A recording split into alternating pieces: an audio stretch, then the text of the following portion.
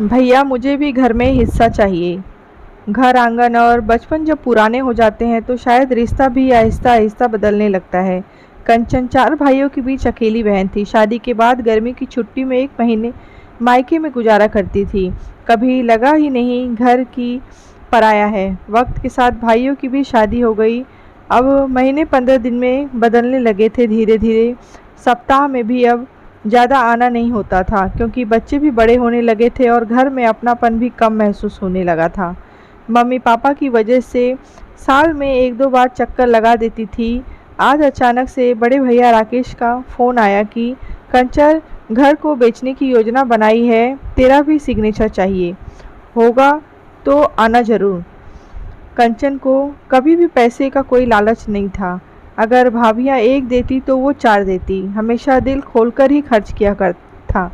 इसीलिए सभी को था कि कंचन को अपना हिस्सा छोड़ देगी। कंचन को भाइयों के फ़ोन ने बेचैन कर दिया था कि आखिर घर क्यों बेचा जा रहा है। जब तक मम्मी पापा हैं तब तक तो ऐसा नहीं करना चाहिए था। कितनी मेहनत से एक एक पाई जोड़कर पापा ने अपने सपनों का महल खड़ा किया था और मम्मी ने अपने सारे गहने बेच दिए थे घर बनाने में। हम सभी की कितनी खूबसूरत यादें इसमें बसी हैं। किसने ये फैसला लिया? पापा मम्मी ने मुझे पहले क्यों नहीं कुछ बताया?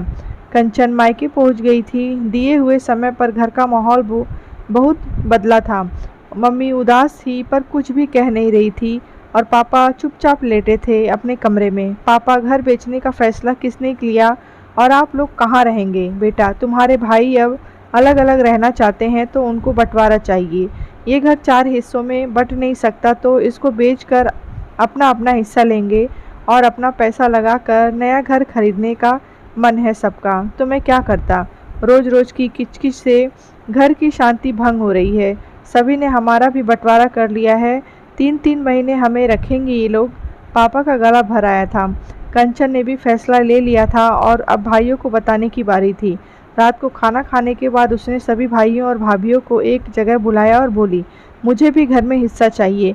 मैं भी इस घर की बेटी हूँ और अगर आप लोगों ने तय कर लिया है कि ये घर कितने का बिकेगा तो मैं भी खरीदने को तैयार हूँ। आप लोग बताइए क्या करना है? परिवार में सन्नाटा पसरा हुआ था। किसी को कंचन से इस बात की उम्मीद नहीं थी। तुझे किस बात की कमी है जो तू मायके में हिस्सा मांग रही है? बड़ी भाभी मुंह बिचकाते हुए बोली, बात कमी की नहीं है भाभी। अगर मेरे सिग्नेचर की कीमत है तो इसका मतलब कि मेरा हिस्सा बनता है और ये घर मेरे भी मम्मी पापा का है। तू क्यों खरीदना चाहती है इस घर को? मझले भैया ने कहा, भैया इससे हमारी यादें जुड़ी हैं और मम्मी पापा के सपनों का आशियाना है ये घर। उनके जीते जी मैं ये घर किसी और को नहीं बेचने दूंगी। आपको क्या फ़र्क पड़ता है? घर कोई भी खरीदे। सभी ने एक मत से घर कंचन को बेच दिया। अपना अपना हिस्सा लेकर जाने लगे तो कंचन ने मम्मी पापा को घर की चाबी पकड़ाई और बोली कि मुझे कुछ नहीं चाहिए पापा, ये घर आपका था और आपका ही रहेगा। आप पूरे मान सम्मान के साथ इस घर में रहिए।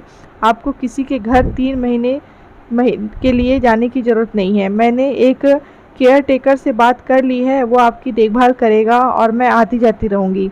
पापा कंचन का हाथ पकड़कर कुछ नहीं कह पा रहे थे लेकिन उनकी आंखों के आंसू कंचन के हाथ पर गिर रहे थे। मम्मी पापा को आज अपनी बेटी पर गर्व महसूस हो रहा था कि उसने उनके सपने के खरीदे को बचा लिया और साथ ही में उनके मान सम्मान को भी। काश ऐसी औलाद ईश्वर सबको दे जिसने दौलत से ऊपर अपने माँ बाप को रखा था।